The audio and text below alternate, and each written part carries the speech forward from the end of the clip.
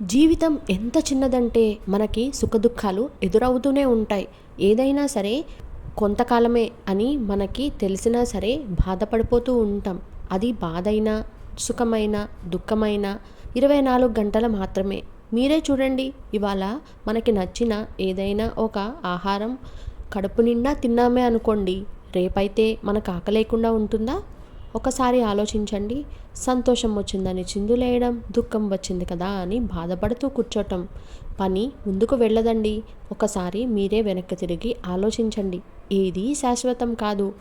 ఉన్నంతలో సర్దుకుపోవడం, సరిపెట్టుకోవడం నేర్చుకుంటే మనకి రేపనేది, ఈరోజు అనేది చాలా సంతోషంగా ఉంటుంది.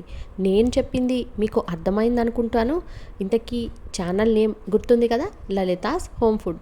ఈ నిమ్మకాయ పులిహోర ఎలా ఉందో కామెంట్ చేయండి. అలాగే సబ్స్క్రైబ్ చేసుకోకపోతే సబ్స్క్రైబ్ చేసుకోండి. బాయ్ అండి. Thank you.